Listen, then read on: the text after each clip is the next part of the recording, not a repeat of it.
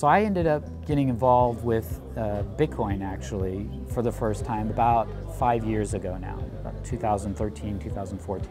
The reason I got involved with it is because I'm actually developing my own project. It's actually an online messaging application, and I needed a payment system as part of it. I integrated Bitcoin at the time, and then about a year ago Bitcoin started having its problems, its scaling problems, where Bitcoin transactions were taking a long time to confirm and fees were going up, etc. And I decided I needed to get away from, or that Bitcoin wasn't going to work as a payment system for this messaging app that I was developing.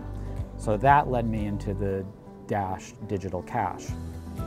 Now, so now my messaging app is denominated in Dash digital cash, and the messaging app is now called Dash messaging with digital cash. And basically the way it works, it's a messaging system that attaches money to messages. Everybody in the system has a price. It's a price of delivering a message to the top of their queue, and it's all denominated in Dash digital cash.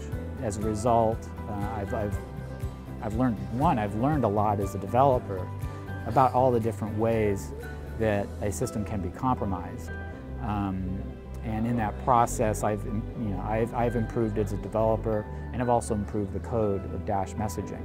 And actually, my first lesson in developing came from Chinese hackers a few years ago that took an interest in my little project, and we went back and forth playing essentially whack-a-mole, with me them finding problems and exploiting it, and me fixing it.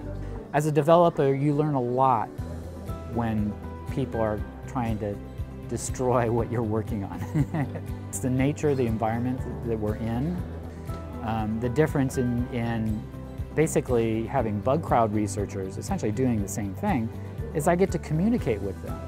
And not only that, when they make their reports, it's a full explanation. This is what's happening, and they'll even put in suggestions on how to resolve this.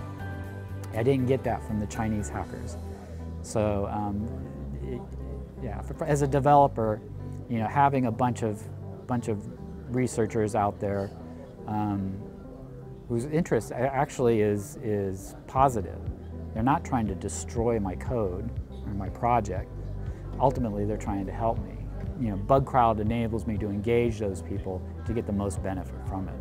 For the most part, in every organization, you probably have other priorities. You can't devote the resources that you're able to purchase from Bugcrowd, right? You're not able to develop relationships with researchers the way Bugcrowd has and has already done. You can't tap into that by yourself, right? And in your if you're doing this for an organization, or a business, you've got your business to do. You got your products to build. You got other things that you need to focus your attention on. And what Bugcrowd does is all those things that really needs to be done to run a proper program. They do it for you. Very reasonable cost, actually. If you're serious about a bug bounty program, you definitely have to look at a company like Bugcrowd.